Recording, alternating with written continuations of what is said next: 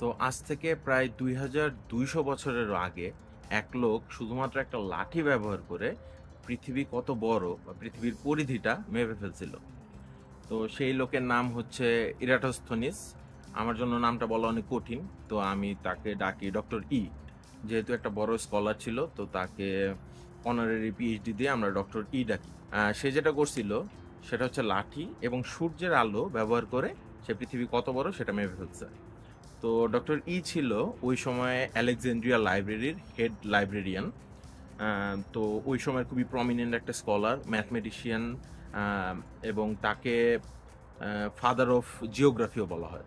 তো আলেকজান্দ্রিয়া লাইব্রেরিতে থাকার সময় সে বিভিন্ন প্যাপিরাসের লেখা এবং বিভিন্ন ট্রাভেলার থেকে গল্প শুনছিল যে আলেকজান্দ্রিয়া থেকে দক্ষিণে আরেকটা শহর আছে যেটার ওই সময় নাম ছিল সাইনি, বর্তমানে নাম হচ্ছে আসওয়ান। তো সেই শহরটায় জুনের 21 তারিখ খুব অদ্ভুত একটা ঘটনা ঘটে। সেটা হচ্ছে জুনের 21 তারিখ ঠিক দুপুর 12টার সময় সেখানে কোনো কিছু ছায়া পড়ে না, মানে সূর্যটা একদম বরাবর মাথার উপর চলে আসে। তো উনি খুব সম্ভবত জানতো যে ওই শহরটা ছিল কর্কট ক্রান্তি রেখার উপর। তো জুনের 21 তারিখ এই কর্কট ক্রান্তি রেখার উপর যতগুলা জায়গা আছে সবগুলাই দুপুর 12টার সময় সূর্যটা একদম মাথার উপরে থাকে, মানে কোনো কিছুর ছায়া পড়ে না।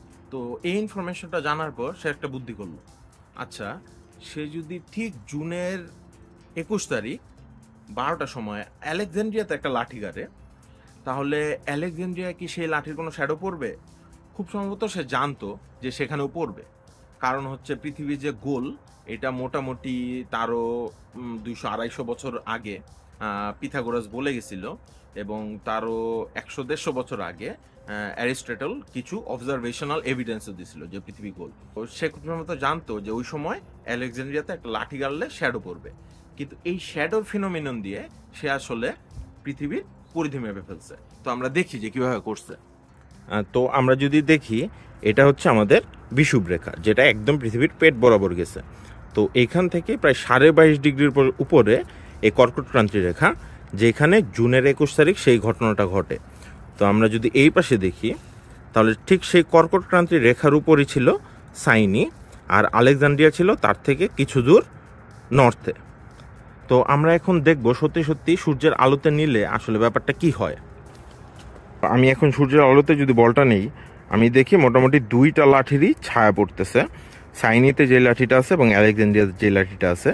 তো আমি করি কি, এই সাইনির লাঠিটা একদম সূর্যের বরাবর নিয়ে নিই। সূর্য যে একদম ওই সময় সাইনির মাথার উপর ছিল সেই জিনিসটা সিমুলেট করার চেষ্টা করি।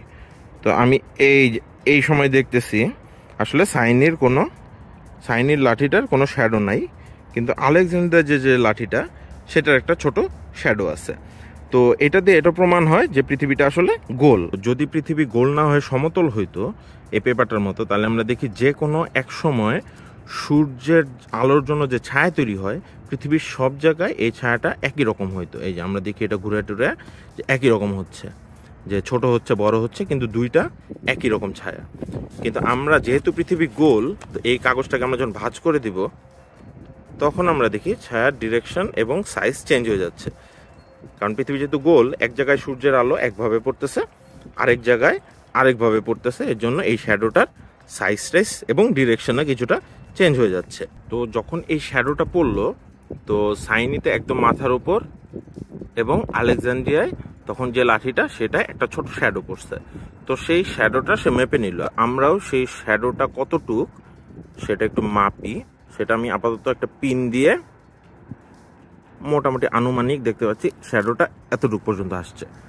তো এরপর ডক্টর ই কি করছে, সে হচ্ছে আলেকজান্দ্রিয়া লাঠিটার যে এই যে ছোট শ্যাডোটা পড়ছে সেই শ্যাডোটা মেপে এই অ্যাঙ্গেলটা বের করছে। তো আমরা আরেকটা জিনিস জানি যে সূর্যের আলো পৃথিবীতে যেগুলো পড়ে এগুলো সবগুলো প্যারালালি পড়ে, বা সমান্তরাল আলোগুলাই পৃথিবীতে এসে পড়ে। কারণ যেগুলো একটু প্যারালাল না সেগুলো আসলে পৃথিবী এত দূরে সূর্য থেকে, সেই আলোগুলা পৃথিবীর আশেপাশ দিয়ে চলে যায়, আসলে শুধুমাত্র প্যারালাল আলোগুলাই আসতে পারে। যখন ডক্টর ই এই শ্যাডোর অ্যাঙ্গেলটা মেপে ফেলছে, এই শ্যাডোর অ্যাঙ্গেলটা যখন মেপে ফেলছে 7.2 ডিগ্রি, তখন যেটা চিন্তা করছে, তো যদি আমার সূর্যের আলো যেহেতু আমরা জানি সমান্তরাল, তাহলে আমরা যদি এই দুইটা সমান্তরাল বাহুকে আরো এক্সটেন্ড করি, এটাকে আরো এক্সটেন্ড করি, এবং এই লাঠিটা আমার গেছে হচ্ছে এই অ্যাঙ্গেল দিয়ে। আমরা দেখি যে এইটা যদি আমার 7.2 ডিগ্রি হয়, তাহলে একান্তর কোণ অনুযায়ী এই কোণটাও কত হবে? 7.2 ডিগ্রি। তাহলে আমি বুঝে গেছি যে সাইনি এবং আলেকজান্দ্রিয়া একজন আরেকজন থেকে পৃথিবীর কেন্দ্রে কত ডিগ্রি কোণ উৎপন্ন করে? 7.2 ডিগ্রি। এরপরে সে যেটা করছে সেটা হচ্ছে আলেকজান্দ্রিয়া থেকে সাইনির ডিস্টেন্সটা মাপছে। তো ওই সময় আসলে এত সহজে ডিস্টেন্স মাপা যেত না, তখন কিছু প্রফেশনাল সার্ভেয়ার হায়ার করা যেত, যারা এক জায়গা থেকে হেঁটে আরেক জায়গায় যেত এবং কত কদম হাঁটলো সেটা মেপে তারা দুই জায়গার মধ্যে দূরত্ব মাপতে পারত। তো এইভাবেই আলেকজান্দ্রিয়া থেকে সাইনি যখন ডিস্টেন্স মাপা হয়, সেটা মোটামুটি 800 কিলোমিটারের মতো হয় ডিস্টেন্সটা। তো ডক্টর ই তখন কি জানতো? দুইটা জিনিস জানতো। একটা হচ্ছে এই দুইটা শহর পৃথিবীর কেন্দ্রে 7.2 ডিগ্রি অ্যাঙ্গেল করে আছে, এবং পৃথিবী পৃষ্ঠে এদের একটা থেকে একটা দূরত্ব হচ্ছে 800 কিলোমিটার। তো এখান থেকে সিম্পল রেশিওতে হিসাব করে অথবা উইকিকে হিসাব করে আমরা যেভাবেই করতে চাই, তো পৃথিবীর পরিধিটা বের করে ফেলা যায়।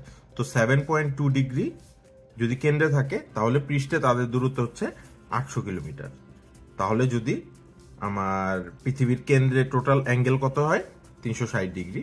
তাহলে যদি 360 হয়, তাহলে সেটা পৃষ্ঠে কত দূর? তো এইটা মোটামুটি আসে হচ্ছে 40,000 কিলোমিটারের মতো। তো তার এই হিসাবটা 40,000 কিলোমিটার আসলে খুবই কাছাকাছি আমাদের বর্তমান আমরা পৃথিবীর যে পরিধি জানি তার তুলনায়। তাহলে আমরাও আসলে সেই একই প্রসেসে এই যে স্ফিয়ারটা আছে, এই বলটা, এটার পরিধি কি মাপতে পারি? দেখি আমরা সূর্যের আমরা যখন বাইরে নিয়েছিলাম, তখন এই আলেকজান্দ্রিয়ায় কতটুকু শ্যাডো পড়ছিল সেটা আমরা দেখে আসছি। তো আমরাও এই অ্যাঙ্গেলটা এখানে মাপার চেষ্টা করি যে এই অ্যাঙ্গেলটা কত। তো আমাদের যে অ্যাঙ্গেলটা আসছে, এই অ্যাঙ্গেলটা, সেটার পরিমাপ হচ্ছে 24.3 ডিগ্রি। তো আমরা এখন এখান থেকে এটার ডিস্টেন্সটা মাপে ফেলি, আলেকজান্দ্রিয়া থেকে সাইনির ডিস্টেন্স। তাহলে আমাদের অ্যাঙ্গেলটা আসছে 24.3 ডিগ্রি, আর ডিস্টেন্সটা আসছে 32.1 মিলিমিটার। তাহলে আমরা যদি আবার সেম রেশিও অ্যাপ্লাই করি অথবা ঐকিক নিয়ম, তো আমাদের আসতেছে 475 মিলিমিটার বা 47.5 সেন্টিমিটার। তো আমরা এখন সত্যি সত্যি বলটা মেপে দেখি আসলে কতটুকু হয়। তো আমাদের কাছে এখানে আছে একটা ফিতা, এখানে দেখতে পাচ্ছি এটার পরিধি আসছে 46.5 সেন্টিমিটার। তো আমাদের আসলে 1 সেন্টিমিটার কম আসছে।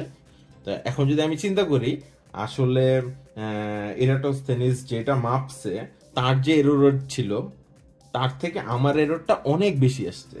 মানে সে তার থেকে অনেক অনেক নিখুঁতভাবে আসলে এই মেজারমেন্টগুলো করে পৃথিবীর পরিধি মেপে ফেলতে পারছিল। তো এভাবেই প্রায় আজ থেকে 2200 বছর আগে এক লোক শুধুমাত্র একটা লাঠি নিয়ে এই পুরা পৃথিবীর পরিধিটা মেপে ফেলছে।